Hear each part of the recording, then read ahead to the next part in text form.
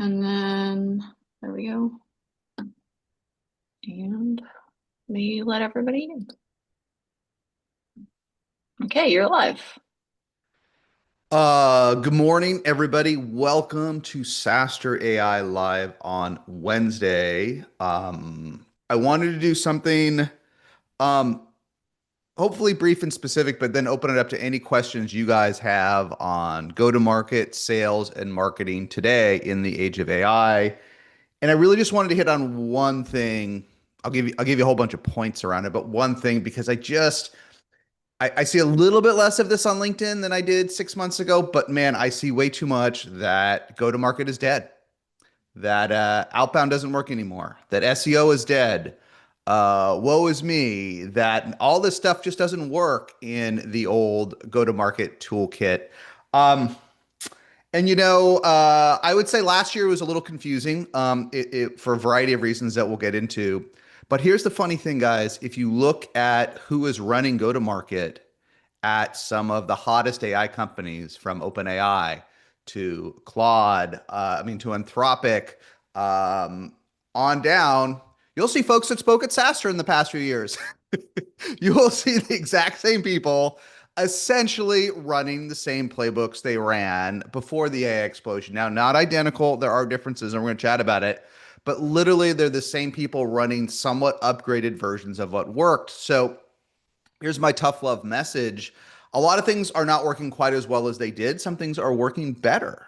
It's not that simple. We'll go through it. But if you think things are dead, or if folks on your team are saying it's dead, or you hear mumbles in the hallway that it's dead, I think it's you. I think it's you. Because just about everybody that is tapping into AI budget is re-accelerating now. You can see it everywhere. Notion just said they're re-accelerating at 500 million in AR as they launch their agents. Dialpad and TalkDesk have added 9 figures of incremental ARR from their AI agents this year. All this NVIDIA OpenAI money is trickling down to vendors that supply them. Datadog has accelerated because it sells to all those leaders because it does all of DevOps for OpenAI. There's just so much trickle down from this insane spend in AI. The problem is you're not getting any of that spend. You're not getting into this spend. Others are, and we'll go through it. So is it dead? Halloween's coming up, or is it you? It's you. Okay, so a few examples, and if you guys have questions, put them in the chat or save them up because I want to spend more time on questions than slides. But I wanted to present a few things. We've done a bunch of workshop Wednesdays and others, and we've got another post on this on SaaStr this week on how we're using our AI SDR. Okay, and here's some data. Amelia put this together. Feel free to chime in, Amelia. You don't have to if there's anything I'm missing. But it almost doesn't matter what this says. This is us tuning up our AI SDR. Yes, we replaced our human SDR team with an AI. Yes, we had to train it for a month. Yes, we have to train it for every day. But once we do it, it works. 1,206 leads to SaaStr from this, from 5,216 messages. That's pretty good. 136 responses. So that's a pretty high direct connect rate, and 52 positive. Well, I guess some were negative or neutral. But this works. This is sending 5,200 messages out and getting 52 folks that want to buy from us. Pretty good out of 1,200 leads. Really, 52 out of 1,200 is pretty high. Are there challenges? First we all, if we let's be honest, a couple years ago we were loading up a bunch of random purchase names into SalesLoft and Outreach and Friends and just spamming everybody in the same cadences. And we all saw that decline well before the age of AI. With AI, it's worse because we're getting more of it. And in fact, with AI is making more of it mediocre rather than terrible. It makes more of it mediocre. There's fewer typos, but it's still not very good. And yes, is that stuff performing worse? Yes, but send an email and add value to the customer. They're going to open it. It's not dead. Outbound is not dead. It's you and your team. Two, just a fun one. I popped into Maggie Hott, who's also coming to SaaStr AI London in December. Be there. It's going to share how OpenAI does its go-to-market. I asked an AI version of her, what are the top go-to-market things that you do, top go-to-market tips? And it's the same stuff. I like this one. A lot of folks think pilots don't work anymore. Customers aren't paying. Our pilots aren't converting. Blah, blah, blah. OpenAI does pilots now. OpenAI, the hottest company on planet Earth arguing with NVIDIA. To close big deals, they have to do pilots. In fact, here's the thing, folks. If you listen to the recent 20 VC Harry, Rory, and I did with Mark Benioff, he wants to do more pilots. Everyone is talking about forward deployed engineers. We could do a whole workshop Wednesday on that. But Mark had a good point. I asked him Mark Benioff, what he thought about forward deployed engineers. And he's like, I love it. I want to have my team, before a customer even signs a contract, be in production with a great AI agent. I want it already working. The old school version of this is sort of try a pilot, sign the contract, and maybe over 2 years we'll roll it out to everybody. Even Mark wants to go hard on day one, but they want to do it. Pilots still work, folks. So if folks are saying it's not working, it's because they don't really want your product anymore, or at least they don't want more of it, which we'll chat about. Okay, 3, what about old school stuff like webinars and case studies? Man, those can't work. Well, here's Anthropic and Cursor partnering on a webinar to produce case studies. I mean, this stuff works. People discover you. They want social proof. They want to know who else is using your app. In fact, in many ways, all this stuff, in my experience, works better today than it did 18 to 24 months ago. Why? Well, we've seen a vendor explosion. Amelia and I can't tell you how many times a day I get questions, which AI SDR should I use again? And I'm always like, well, Google it. We did like 11 webinars on this, but I get it every day. Okay. Every day. And what is that? It's a birth of new discovery. Like for years, our vendors were kind of fixed. Oh, should I do Salesforce or HubSpot for CRM? And should I use ZoomInfo or Apollo? Now there's 100 AI fueled vendors, and a lot of them are new. What should I use for video? Should I use Higgsfield? Should I use Reeve for images? Companies you didn't even hear of 12 months ago. So people are doing more discovery than they have in our work lifetimes. And that's why this stuff helps, because I want to know who else is using that app, who else is using Gamma, who else is using Artisan. So webinars and case studies aren't dated. Check all the leading AI guys. They've got it all over their website, and they're doing it with each other. Okay, here's a subtle one that's not so subtle. Brand. Why are all the AI leaders everywhere? Why are Greg, Jensen, and Sam on the left here doing this week? Why does Amjad from Replit on Joe Rogan? I mean, craziness and Austenness aside, Replit is in a brutally category. Replit's 1 to 150 million this year. I mean, pick your jaw off the table. But Lovable's almost as fast. Bolt's at 60. Believe it or not, Wix bought Base 44, and they're growing almost as quickly now. This is a brutally competitive space. I just saw a new competitor launched on YC today. I just asked it to redo the SaaStr London site better today. It did an okay job in about 5 minutes. There's so much competition. And again, when I'm deciding which product to use, I want constant reinforcement of who the winners are. Brand still matters. This stuff works. This is the go-to-market playbook. It may even be more critical today when PLG, and there's so much AI demand that we need more help making that decision quickly. Brand may be more important than it's ever been, because there just aren't the same defaults. Okay, another one. Here's Figma. Figma Config, thousands and thousands of its customers together. Events still work. In fact, if you talk to a lot of marketers at faster growing tech companies today, they're actually quietly doubling down on events if they can get their teams to do them, because they know it works being in person with prospects and customers. They know it works in an era of so many vendors and so much noise and so much confusion that connecting with people in person works better than ever. Some marketers are struggling that their team doesn't really want to do the work anymore. They don't want to build the booth. They don't want to show up. They don't want to spend the time, but it works better than ever. And, on the tech side, look at how many hackathons everyone's doing. Lovable, Bolt, Revenue Cat, everybody. You can't walk 60 feet in San Francisco and not stumble into a hackathon morning, noon, or night. I mean, they're everywhere. And there's a lot of things going on here, but it's also marketing. It's also marketing. Get folks building. The more folks you can get building on Lovable, the more folks are going to stay with Lovable. Events and IRL, they still work. Okay, here's one that a lot of folks are complaining about on the LinkedIn too. Oh, SEO's dead. I got all my customers from SEO.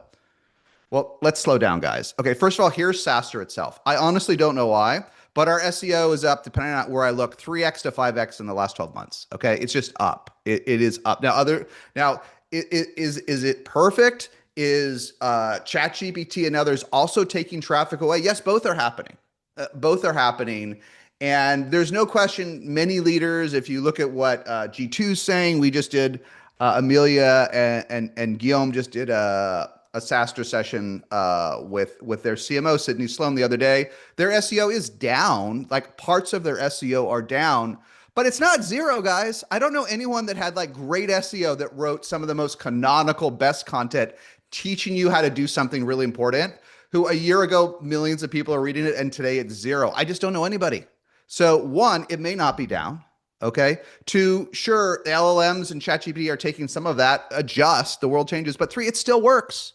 It still works. So if somebody's telling you, woe is me, SEO is dead, it's just another excuse. It's you. It's you. You're not producing enough high quality content that the internet wants to hear what you have to say. Produce great content. It works. And I actually think that's what's happening with SaaStr on a variety of reasons for what it's worth. If you look at this little chart on the right, I'd actually never looked at this data until like a month ago.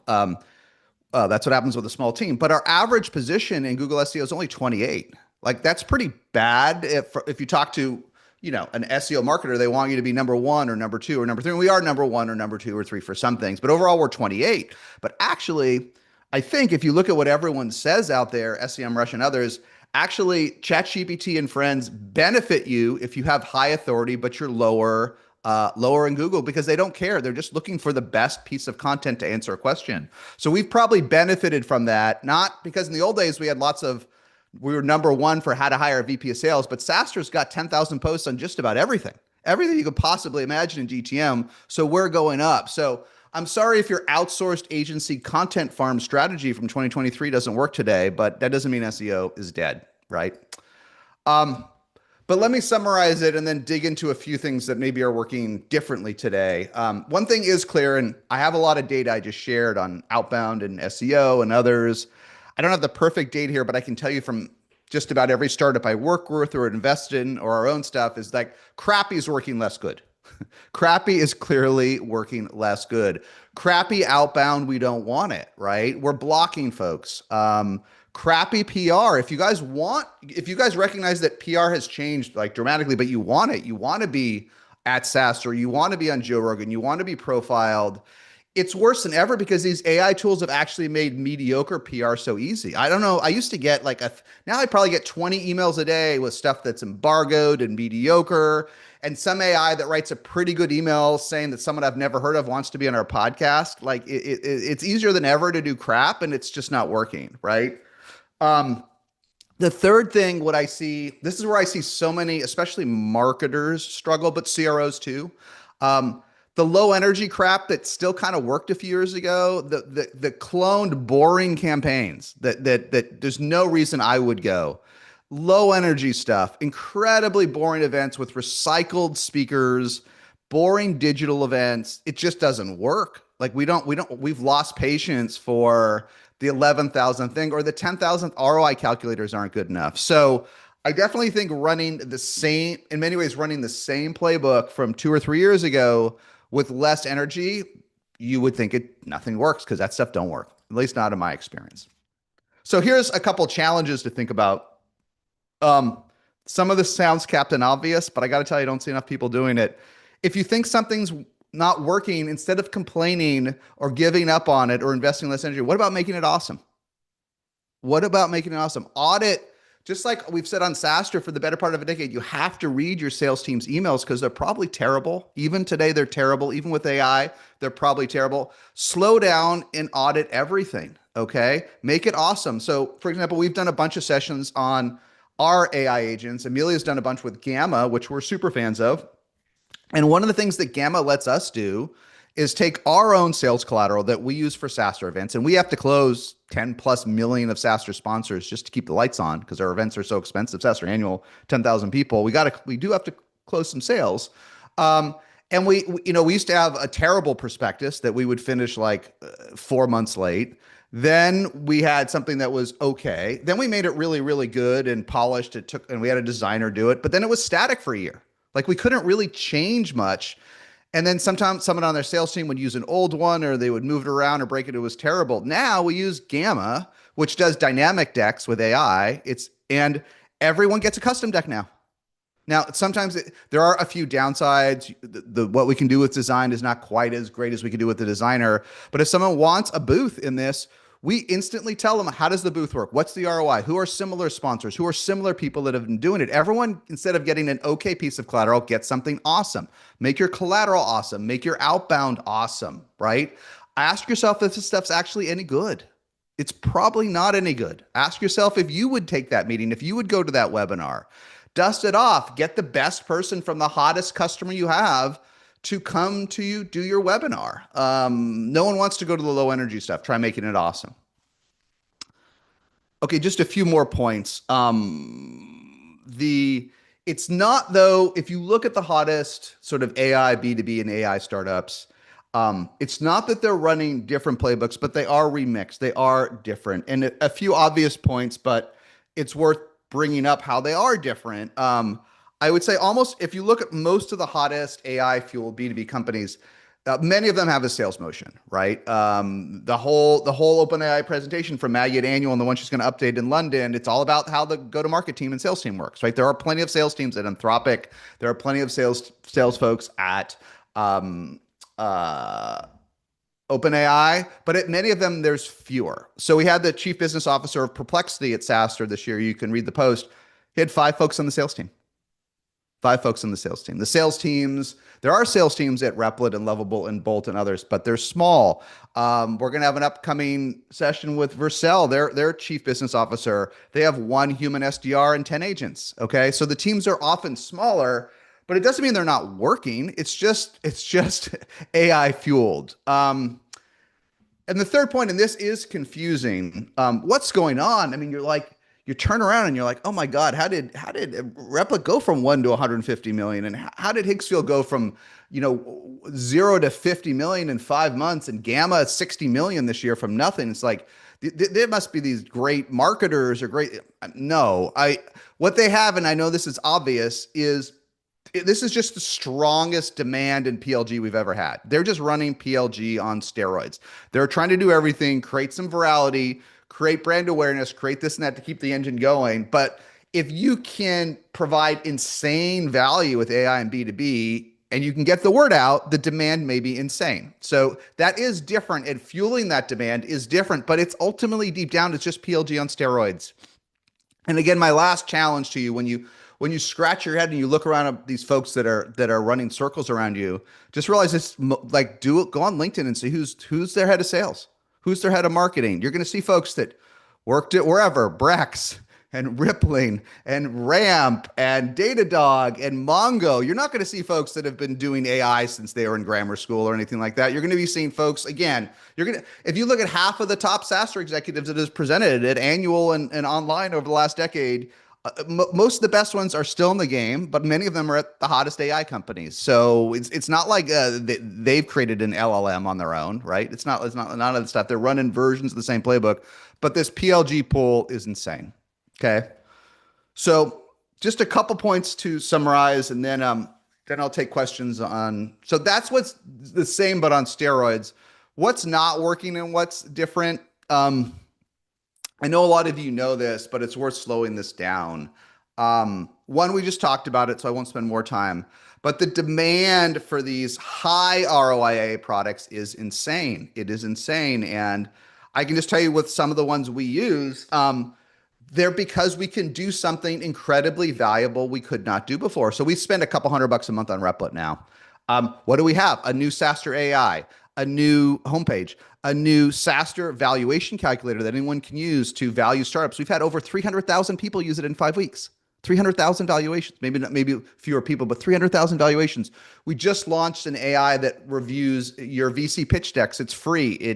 It's pretty awesome. We should cross 1,000 folks have used it by the weekend. So, like Gamma, at first when Gamma came out for decks, I said to Amelia, oh, this is like a cool AI tool for decks, right? I didn't totally get it. But it's not just a better PowerPoint or Google Slides or Canva. No, it lets us create dynamic decks for sponsors for sales we could never do before. That's a new use case.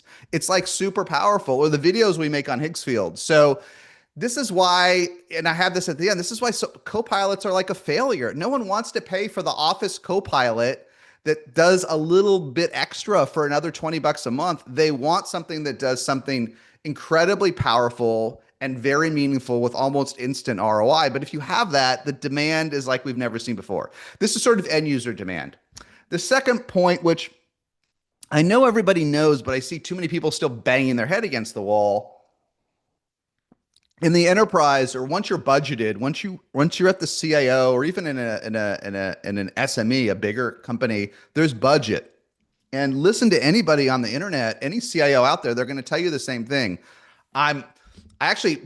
There's too much demand for AI tools across my organization. There's too much demand. I don't even know what to do today, but I can't turn it off today. Everyone wants more AI tools across my company, but I'm still cutting the efficiency tools. I've still got 200 classic SaaS tools for pipeline management and this and that. I want to end the year with 200 or less. And even worse, Salesforce just raised prices again the other day. Everyone's raising prices. Zoom just raised prices again. Everyone's raising prices. So they want to hold the line on the efficiency budget in software. But even worse, even if there is any extra budget, it's all being taken up by price increases, what does that mean for you?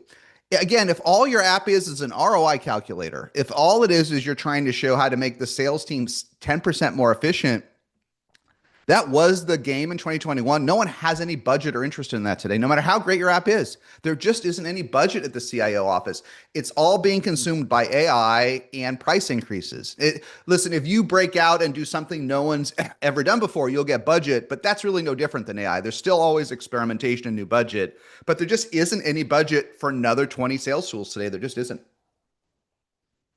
Okay, and the last point, why so many folks aren't getting AI budget out there, if I look across startups I've worked with or invested in, is it just has to work.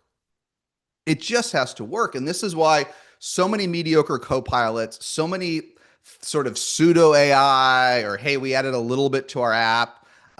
It just doesn't work. Like the classic B2B was, hey, this is going to create efficiency in your company. Try it a little bit, and then over a year, you'll see it roll out across the org. Now, there's still some truth in that in AI apps, but we're expecting magic up front. And going back to the whole forward deployed engineer, Mark Benioff's point, we're expecting the vendor to do most of the work to train this app and to get huge ROI up front. I mean, we essentially replaced 2 human SDRs with our AI SDR, but it's not that simple. It's not just paying money and walking away. It's a lot of work, and it has to work or there's no point in it.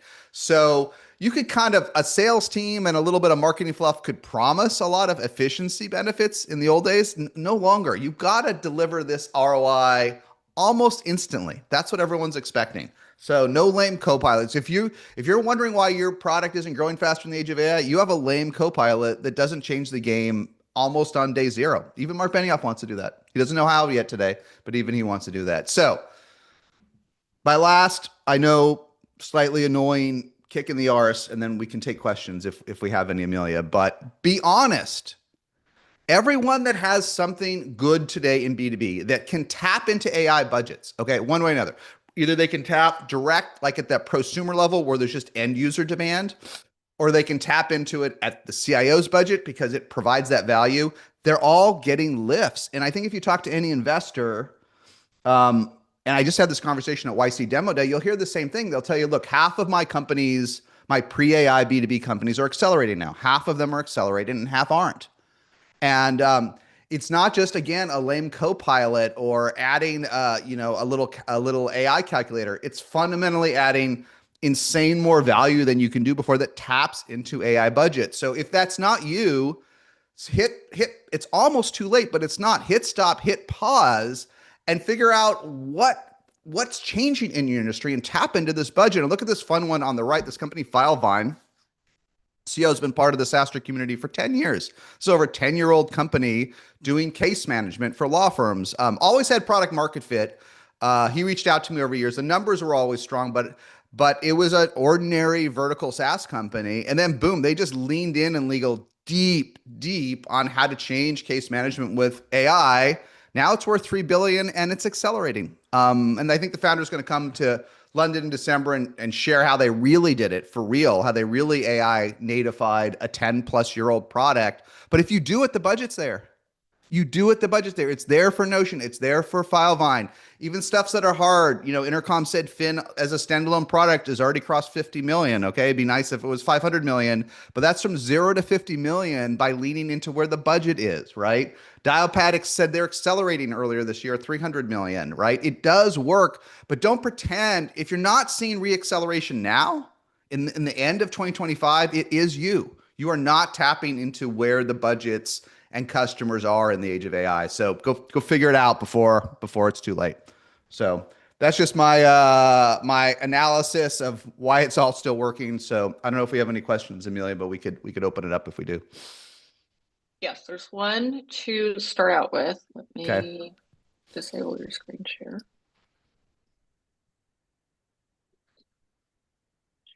We can come back to your slides if needed. And then for folks who do have questions, if you can drop them in the chat first, just because we do have also live stream questions, just if you're on the Zoom with us. But first question, I know we've covered it a bit, but I think it's an interesting nuance. So the question from Cheryl is about our SaaStr AI SDR agents that we use. We've got a few. Can you share more about what you trained it on? Was it only past successful emails? Did it go through an exercise to identify what good looked like? I'll give my take on it real quick, just having trained the agents a bit, and then Jason can share his learnings on it too. I think the interesting nuance here, even though we've covered this, is that you actually counterintuitively don't upload your good emails to any of these AI SDR platforms. Like literally none of them that I've looked at, none of the ones that we use, even some of our AI agents that do like meetings bookings with our inbound didn't ask us what like good outbound or what good inbound look like. So I think that's kind of maybe the counterintuitive learning. Is that they actually, none of these really do that when you train them. Like that's almost a like prior to 2025 way of thinking about, how, if I'm going to train a person, right, I'm going to look at, okay, what are all the best sales calls, right? If it's an outbound SDR, I'm going to train them on all the best sales calls. I'm going to get all the best gong calls, whatever it is. I'm going to find all the best emails from our team, train this person on that so that they can duplicate that. And where the AI is fundamentally different, it doesn't necessarily need to know those things or want to know those things to bias the AI, because it's going to make it a lot more personalized to whatever's going on with that person today to add value. So the way we've trained our AI SDRs specifically for outbound is I never loaded into the platform, okay, here's some of our past very good outbound emails. Honestly, they're fine. And I think the thing is, once you look at your past outbound emails that like eventually led to close won deals from a human SDR, I'm like, they were always just okay. Like they were okay. And then the AI SDR, what we trained it on instead was not what it could look like. We just trained it on, okay, here are different personas, because we have different personas in SaaStr. Here are our core personas. We trained it on our core personas. We trained it on, okay, based on past knowledge, what do we think would be the best way to add value to them? Train the AI on that. The AI will scrape, in any of these tools, will scrape what they're doing now, right? It's going to look at their LinkedIn profile. It's going to look at their website. It's going to look at any funding news. It's going to look at any announcements they've done. It's going to look at their company X account. It's going to look at their personal LinkedIn. It's going to look at their professional company LinkedIn. And so when you train it on based on adding value, that's where the bulk of the training is. It's not what good looks like necessarily. Now you could argue that, you're training it on, because you're training it so much on adding value, that is what good looks like. Sure. But it's different than traditional, like, hey, let me upload to the AI platform a little screenshot, that Mikey did on the team to book a deal. It's training it on adding value to the customer and then letting it do its magic, which is it can scrape all these data signals in a way that no human can, right? Like that I can't, that Jason can't, that no human SDR that you ever hire will ever be able to do, because they don't have access to all these data and insights and Chat and Claude and whatever to go see what this person is doing, right? And so that's where it will then formulate a sequence for you to reach out to this person on a way more personalized level. And I think, again, the nuance there is that good looks different to every single person, right? Yeah. And versus training it on like what good may look like for 5 personas, you're basically teaching the AI how to get it good for the thousands of people versus just like 10 emails are pretty good and the rest are crap. That is a good insight. The one thing, I mean, I don't know what your experience with all of our stuff is. I think layered on top of that, one, those great emails are the past, right? They're helpful, but they're a relatively smaller data point than you might think, right? Two, you're ingesting lots of signals, right? Almost in real time. But three, all these here's the thing that I didn't get until the other day, until a new platform was demoed to me. It's Captain Obvious, but they're all running multivariate tests. So the thing is, one, it's great that you have one email, but they're running 3, 4, 5, 6 different tests, and then they're iterated, and then they're attempting to personalize it, right? You can run multiple tests in a way it's no human's ever going to do, right? I've never met a human SDR that can run 5 multivariant versions of an email and iterate it and make an improvement and see how it interacts with signals. They're just cutting and pasting, often in 3 different colors and 2 different fonts, right? So the training is as much about the iteration of the data that comes out of it as it is all the history of what's worked in the past. That's a non-intuitive and pretty small part of it. Would you agree with that? Yeah, I would say so, right? Like again, I think when you start to evaluate any of these tools for yourselves, there's a lot of different factors on which ones you should ultimately pick. But on the back end, a lot of them function the same way. And there's a there's a lot of nuances, but I think thinking about it not it's a combination of thinking about it as it's going to take probably the same amount of time as it would to train a human being, but the training is not the same, right? Like in the way that you would train a human SDR on good emails, good calls, what brand, right? Like words, how does your company add value, pricing, all of that. Again, it's much different on how you're telling an AI to go about and do this because it has just so much data. Oftentimes, I find myself telling our AIs to keep it simple, right? Like add value and like, here's my laundry list of things you could say. And you do want to put in all these variables because, again, good will look different and custom to every single person versus like buckets.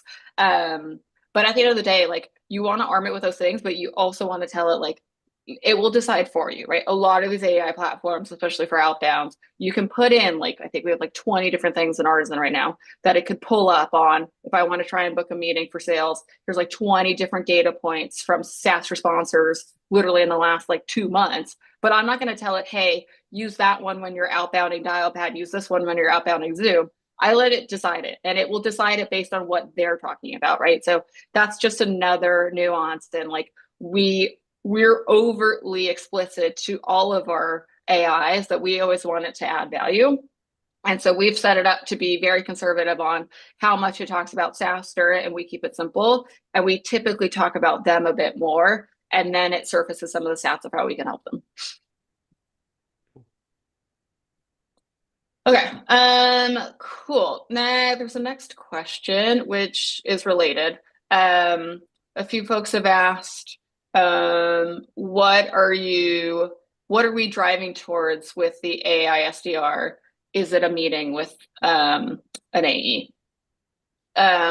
We started with one AI SDR, if you will. Now we have 3 or 4 different agents on the same platform. They're trained a little bit differently. We covered a bit more in the deep dive, but we do have one that is working towards meetings with an AE. So I'll say, like, if more of you are getting started with this, then maybe are further along than SaaStr, you shouldn't expect it to work instantly either. I think a lot of founders I've talked to were like, oh, I loaded up an AI SDR, I trained it and tuned it, and that took 2 or 3 weeks. And then in like week 4, I was ready for it to book me a meeting instantly. I also don't know of like a lot of human AI SDRs or a lot of human SDRs that would book you a meeting their first day on their first email. Like, yes, it's happened, and it's happened for our AI too. But most of the time, it's going to take multiple emails. Even though the emails are a lot better, for us, we've seen, again, much to a lot of Jason's points earlier, like we've kept a lot of the same things that work because they're not dead and plugged it into our AI SDR. So we told our AI SDR, specifically for booking meetings, like usually for us, it's a 3-step process to book a meeting, right? Like it's one, two, three really good outbound emails, all sequenced out, different days, all custom. And so we've told our AI to do the same thing. We've replicated that. And so now for us, it typically still takes those 3 emails, even though it's our AI, to get a meetings book, right? And then from there, there's a lot of variables that right now we don't have like an AI BDR. So they're getting on the phone with an actual human being. So if the close rates are up or down from AI right now, it's about the same. Because again, there's a lot of other variables. So keep that in mind too. Like I think I've talked to a lot of folks lately who are like, okay, if I'm going to fire up Artisan, like I expect to see instant results like SaaStr has. Like we saw instant results with our ticket agent, but that's a lot different. That's a lower ACV. That's a very highly targeted, like warm outbound audience that we used it for. And then for the one that was our more traditional, like AI SDR meetings booker, that one took a few weeks to get going. But again, that's true of any human being either that you would hire. Yep. One small point out, there's so much we could chat about here. It is interesting. I don't, the on the qualified side, right? On essentially the inbound, right? What I really like that, and again, there are a lot of things you could do this pre-IR with other tools. It's just much better now. Is that now it's not perfect, but the AI will qualify the prospect on its own, Yep. right? So there's nothing I hate more than a qualification step, which is not with the seller, right? It's just awful. So we don't do that anymore. And then as it does it without seeming obnoxious, it then does create the appointment and sets up the meeting and puts it in the calendar of the rep, Yep. right? Could you do that with Calendly and Chili Piper and all that? Of course you could, but you couldn't automate all of this. You couldn't have someone come to our website, talk about what sponsor package they want, be recommended a package based on what they need, being shown other data Right. and said, hey, do you want to talk to David or Amelia or whomever, all in one elegant step? That's a huge positive rather than, even today in 2025, I can't tell you how many times I inbound to a vendor and it's like a week before I can get a meeting set or someone tries to qualify me out. It's just unacceptable today, right? So not exactly the initial topic of the, but this is like, if you smell I mean, literally there's a vendor, there's a pretty cool tool, a niche tool that I literally love. I hadn't seen anyone automate this before. So I reached out to them on Twitter and I said, listen, if you can get this to work for me, I'll be in your homepage. Like I will tell everyone to buy your product. It's so great. And then a week later, I get a DM from the CEO. What happened? I mean, what do you mean? What happened? You did nothing. He's like, oh, we emailed you. I'm like, I don't know who on your team said they emailed you, but like, I got no emails. Like, this is a week later, and he's like, and then finally the CEO sends me the email himself. I'm like, I love you, but that last week I'm too busy. You lost your window, right? So if that tragedy you can eliminate instantly with AI. Like that should not happen. The stealth qualification, you can pull all the data, you can pull all the signals, it'll hook up all the data on the API. I already know who you are, right? For the company, for us, right? That meeting should be set in real time. Like they just lost Yep. me. I might do this in a month or two, but like I'm pretty busy until after Halloween now. So they lost their like super fan customer. Like I would have been there, you know. And if we really back somebody at SaaStr, we're not perfect, but we do have reach, and we do it because we believe in it, not for any other reason. When we back someone hard, it works. So a missed opportunity that AI can instantly solve. So a niche point, but that's one of the things I love about it. Right? Is no prospects left behind. Yep. No prospect is left behind. And I can't tell you how many sales motions I see, participate in, and watch where anything other than the easiest low-hanging leads, even in 2025, are left behind, and there's just no excuse. Yep. There's a few related questions, and then there's a few others about other things in the presentation. So I'll try and hit the related ones. So it's not so jumpy.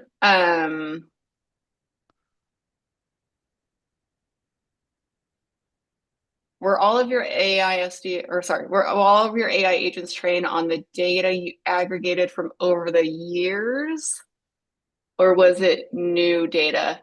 That's an interesting question. Again, nuanced answer, right? So like for our outbound and we're starting to get questions in the chat on like how we train our outbound versus like inbound agents differently. Like, again, you have to remember inbound is much higher intent. They're coming to your website. They probably already have a sense of what you do. When people come to SaaStr's 3 websites or 4 core ones, right? They're there for different use cases. So we've trained them much differently on one versus the other. So I'm seeing that question come up now. But just to the point on the data of what we trained our AI SDRs on, our inbound agent is trained on a lot more than our outbound, which again, maybe sounds counterintuitive for folks in the room and on the chat, because you'd think, okay, don't I need it to know more to do outbound because it's cold, they don't know me as well. And maybe, but like honestly, what we found is keeping it simple and adding value. The historical data has nothing to do with that. Like adding value to a person, sure. Is it nice to know that they sponsored before or that they came to SaaStr? Yes, and some of our outbound does do that. But honestly, I found people switch companies so often, especially in B2B and SaaS, that a lot of the context we give our AI is almost useless because we have 13 years of data. But this person may have just started at Cursor or Anthropic, and they don't know that they spoke at SaaStr Annual this year. They may not know all these things. And so for us, we try and, again, we've tuned ours like all the way to the max on the slider of adding value to the person versus it talking about SaaStr from like historic context or what we've done with them on outbound. Inbound's a lot different. Like if they're coming to us, we've determined that as a signal of, okay, they're coming to us, they're having a conversation with us. In that case, because they're coming to us, maybe it is actually more beneficial to have our AI fill them in on other things their company is doing. And typically it'll be like, okay, your company has attended in the past, you've sponsored in the past, but also, hey, did you know your company's like been on our website a lot lately? Those kinds of signals are a lot better on an inbound where they already kind of know you and you're filling in the blanks versus like trying to educate them more so on the outbound side.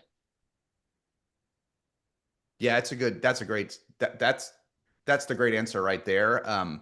Very minor, but it was interesting. We do use this app called Delphi as our general AI agent, right? It's the first one we did. It is trained on 20 million words of SaaStr content. It's updated almost in real time every day. So this will be automatically ingested into that general AI later today. Everything I wrote today will be ingested. So it is updated. But it was interesting. I wrote up this week, the CEO came and gave a presentation on 1 million chats between my AI, Brian Halligan's from HubSpot, Keith Raboy, and Lenny's. And the captain obvious, one of the many captain obvious learnings was the value radically declines after X months. Like the old stuff that Brian did, the old stuff that I did, there is value there, right?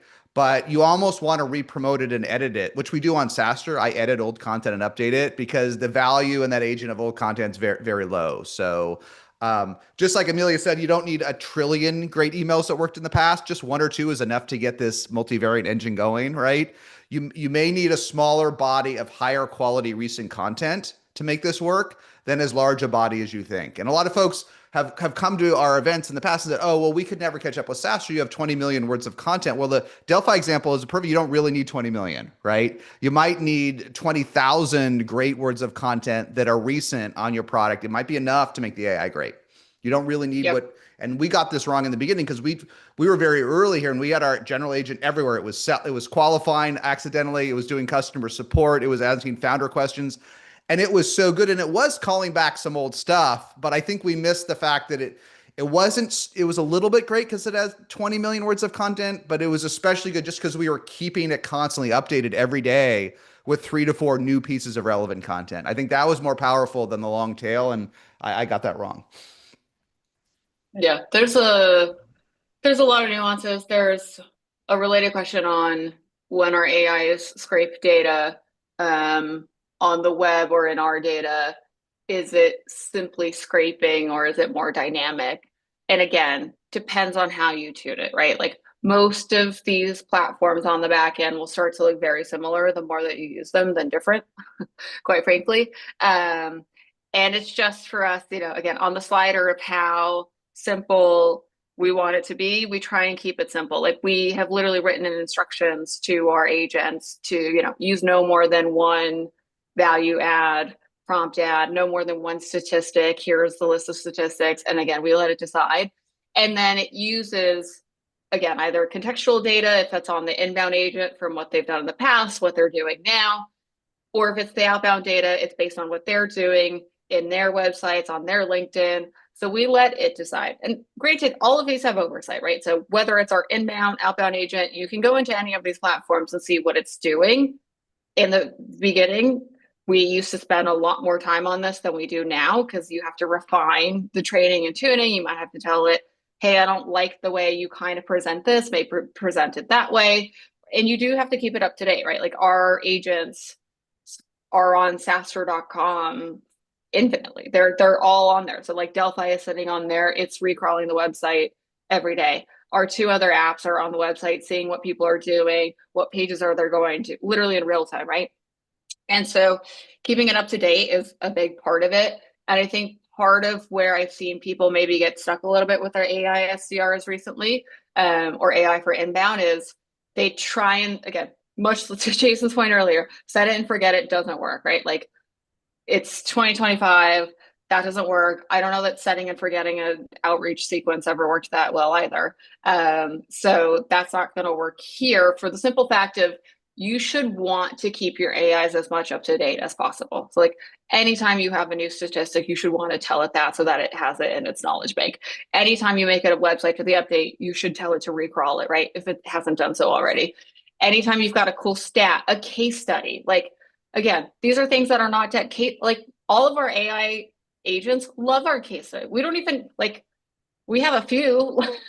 We should have more at SaaStr, but our AIs love it because they can reference it, right? So like to the point of GTM not being dead, anything you do that produces a either static output or dynamic output, whether it's a video, a case study, a PDF, stats, feed that all back into your AI. That's what we do because then it keeps feeding it and it can keep adding value to who it's reaching out to in your different formats if you keep it up to date. And maybe just Amelia knows this better than me, and we can move on to the next question. But maybe to summarize my high level learnings, it's sort of all these tools are sort of scrape and augment. So they all have some sort of ability to scrape and some sort of RSS ingestion combination, and that's great. Like set those up, right? Scrape your website, give it any RSS feeds, give it your YouTubes if it supports it. Like have it ingest all of it. And they have similar ingestion engines. Some are better than others. Some are more frequent than others, but they'll all ingest this stuff using third-party APIs, right? And then every day augment it.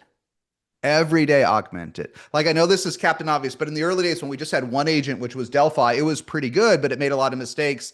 And I know, guys, this sounds so obvious, but I realized we'd never added our prospectus. So I uploaded our prospectus. It was 10 times better with that. And then we learned every day augment. And in the early days, it's training, right? It's training, and then it's iterating, then it's watching. It's like observing. But even if things feel good, right? Then you got to think about augmenting. What could I augment today to make this better, right? And make sure whether it's been auto-ingested and augmented or you have to do, but more often than not, every week there's something good you can augment with the AI and have a material impact, like augment it. And that's why it's not a full-time job, but it's a forever job. Yeah.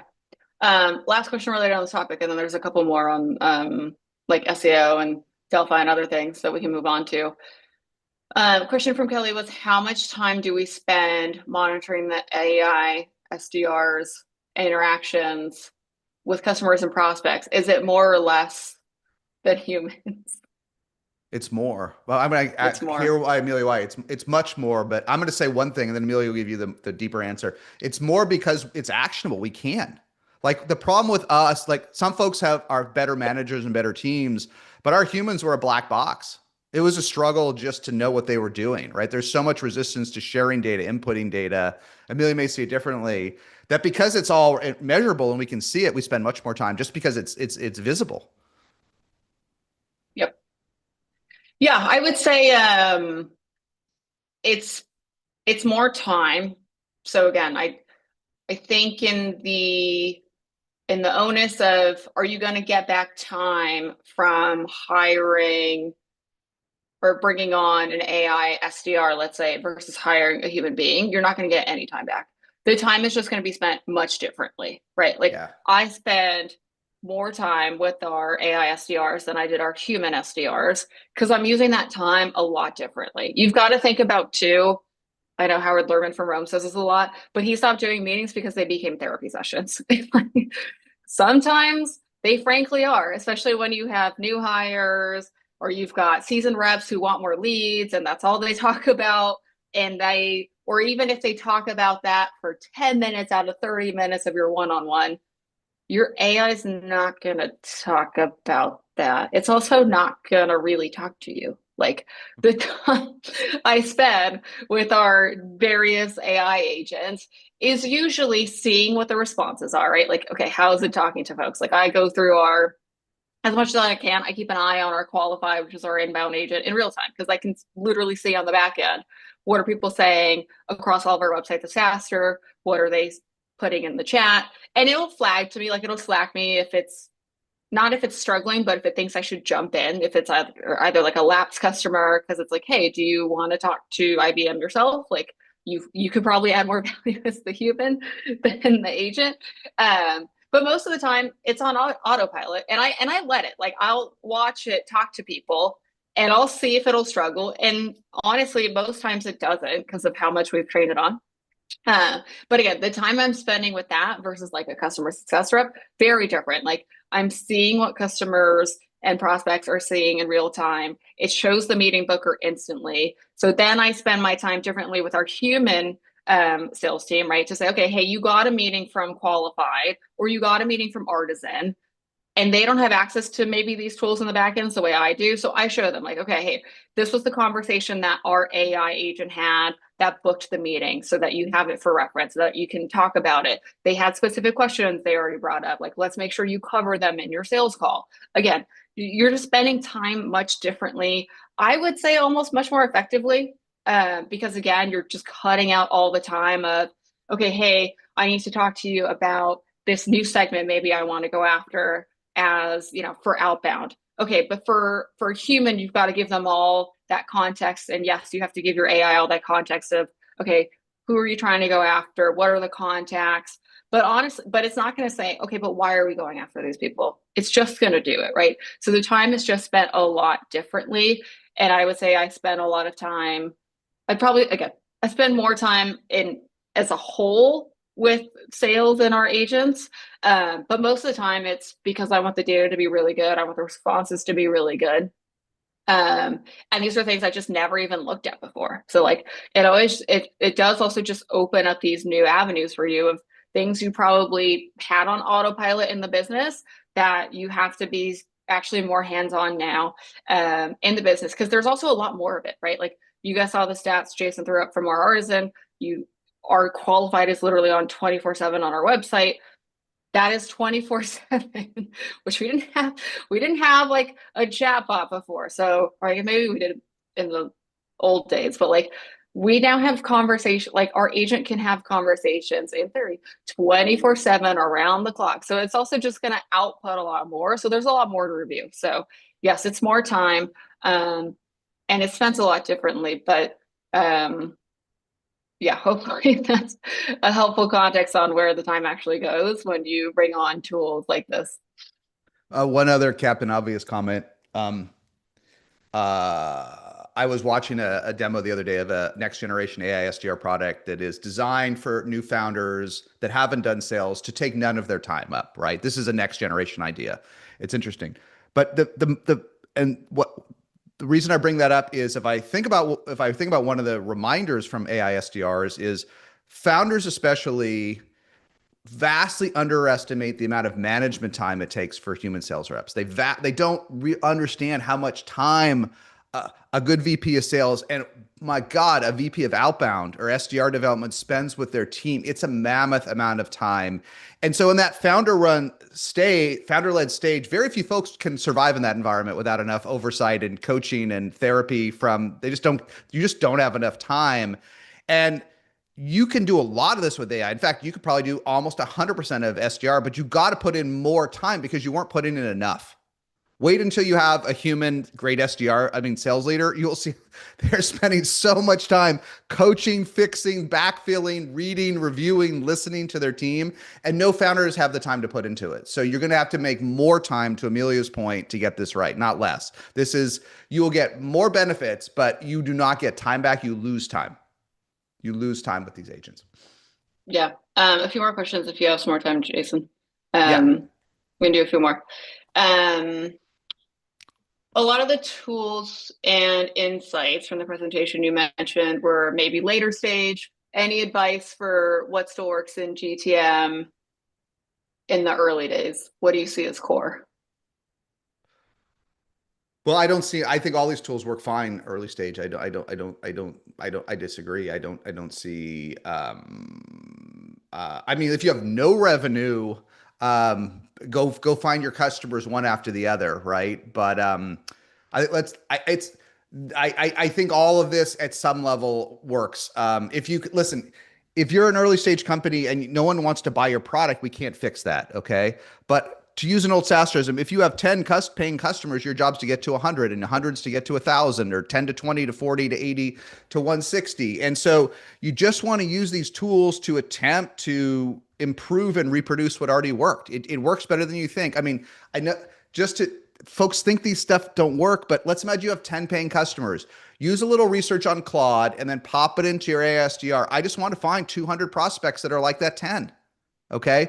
And then slow it down and figure out why the hell those 10 actually bought. We often screw this up as founders, and just try to slowly reproduce that, right? Just reproduce that piece. It will work just as well at your scale as it will at mass scale. And again, Amelia made this point that I half missed until today. SaaStr has massive amounts of data. We have so much more data than you have, almost anyone will ever get. But that's not why we're so successful. We could be as successful with the 10th of the data. It's the volume of recent data that we have and the amount of training and constant updating that we do. The 10 years before that, real value, but limited value. Right? You can collect as much data as we can if you're serious about it in 12 months. Yep. Curious to get your take on this question. Tracy has 2,000 customer success calls in MP4 format from Google Drive, Zoom, Gong. He has a Delphi. He's getting started with Synthesia. What do I do with all these calls in the age of AI? Wow, that's a big question, right? I know. I was like, yeah.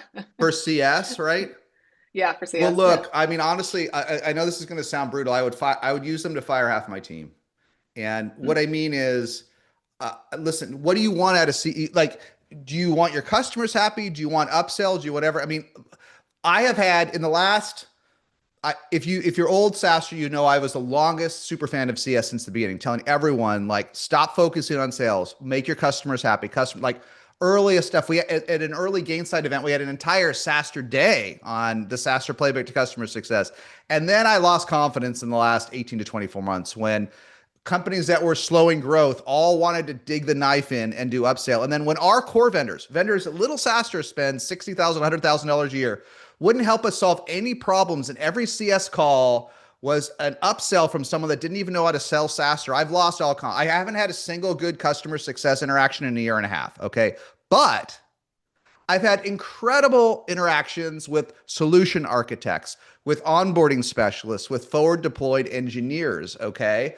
Listen, we're at mass scale on Replit now, and I had a bump yesterday with Replit. It doesn't really matter why. It was on the back end, and the team came in and just friggin' fixed it at 6 p.m. Okay. If I asked a typical customer success manager, all I would get was, do you want to buy the team edition?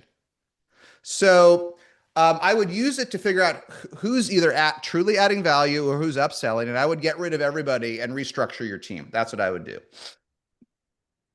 Yep. There's more of a comment, less of a question in the chat, and then maybe we can break on any final thoughts. But Felicia has said some of the problem too with training humans versus AIs is that you'll train them, you'll invest in them, and then in a few months they'll leave you for a quote unquote better company. Yes. Yes, they will. Which my funny comment back was, unless you cancel your contract for your AI agents, it's not going to leave you willingly. So Yeah, I don't know. Yeah, this is one of the things I talk about that I think people miss. We talk about it. We want AI to like, we want to press a button and have it do things we can't find people for, right? We want to do that, and we want it to produce massive uplifts in revenue.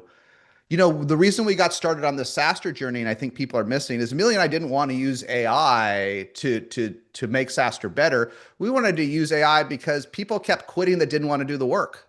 The reason we replaced our human SDRs with AI is not because we asked them all to stay, but after a couple of years, they didn't want to do it. They all went off and wanted to be VPs of sales and typically failed almost immediately or other things, but they just didn't want to do the job and it was exhausting to replace them.